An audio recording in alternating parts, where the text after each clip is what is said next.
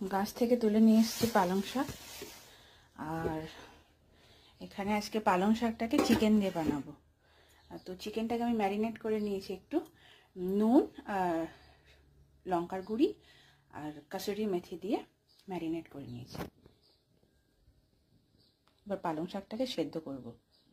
জলটা গরম হয়ে গেছে, এর মধ্যে দিয়ে দেবো একটু নুন, অল্প একটু নুন দিলেই হবে। নুন দিয়ে এবার এই পালং শাকগুলো এর মধ্যে দিয়ে দেবো।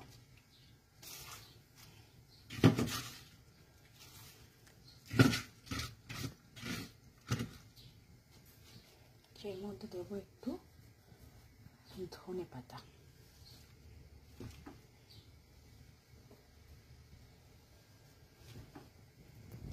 আর দেবো একটা কাঁচা লঙ্কা। ব্যাস, এবার এটাকে ঢেকে দেবো, হালকা একটু সেদ্ধ হবে, তারপর নামিয়ে ফেলবো। পালং শাকটা সেদ্ধ হয়ে গেছে, আর এখানে নিয়েছি আমি একদম ঠান্ডা জল। এবার পালং শাকটা তুলে এই ঠান্ডা জলটাই দিতে হবে।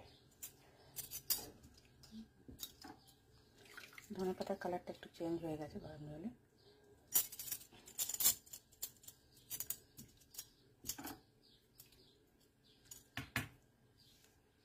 গরম হয়ে গেছে, এর মধ্যে দেব একটু ঘি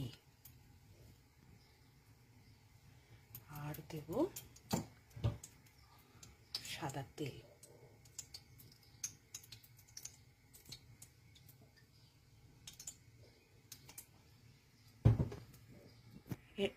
তেলটা গরম হয়ে গেছে, এর মধ্যে দেবো একটু জিরে আর গোটা গরম মশলা, দারচিনি, এলাচ, লবঙ্গ, গোলমরিচ, এটা দিয়ে দেবো। একটু নেড়ে এর মধ্যে দিয়ে দেবো পেঁয়াজ।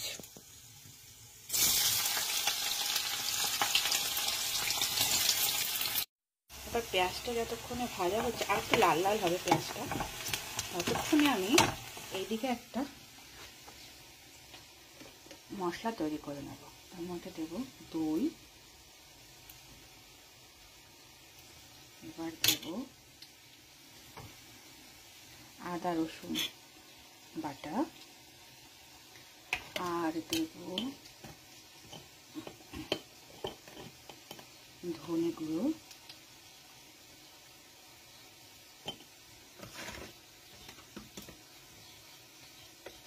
অল্প একটু লঙ্কা গুঁড়ো, অল্প একটু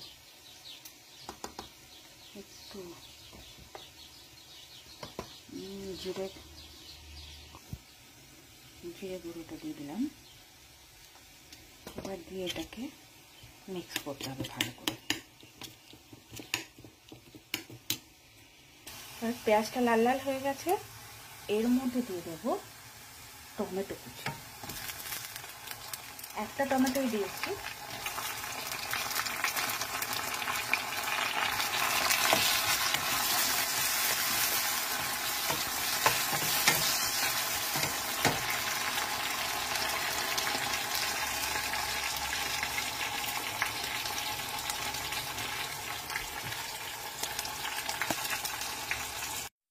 এবার এর মধ্যে দিয়ে দেবো অল্প একটু কসুরি মেথি,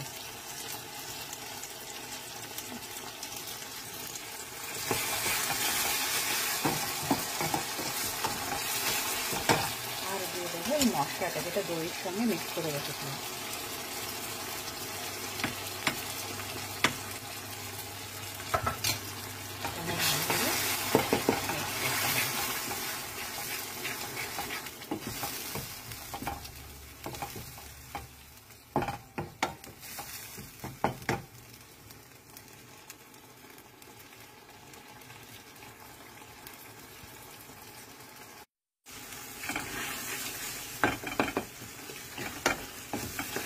এবার এর মধ্যে দিয়ে দেবো ম্যারিনেট করে রাখা চিকেনটা।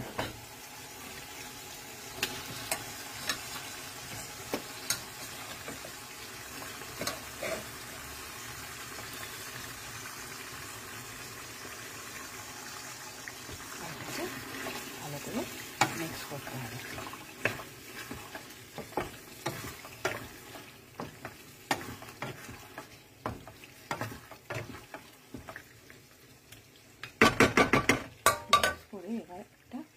এটাকে একটু ঢাকা দিয়ে দিতে হবে কিছুক্ষণের জন্য।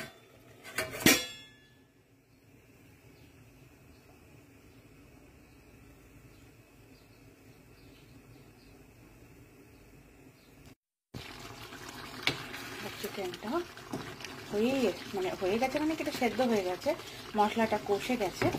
এবার এর মধ্যে দিয়ে দেবো পিষে রাখা পালং শাকটা।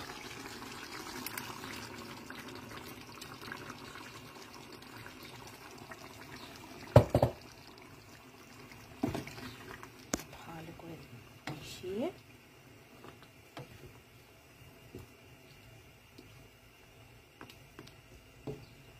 এটাকে এবার টাইম দিতে হবে, ঢাকা দিয়ে দেবো বেশ কিছুক্ষণের জন্য।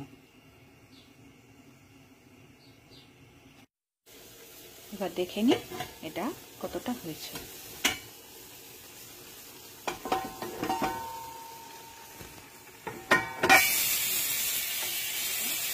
হয়েই গেছে।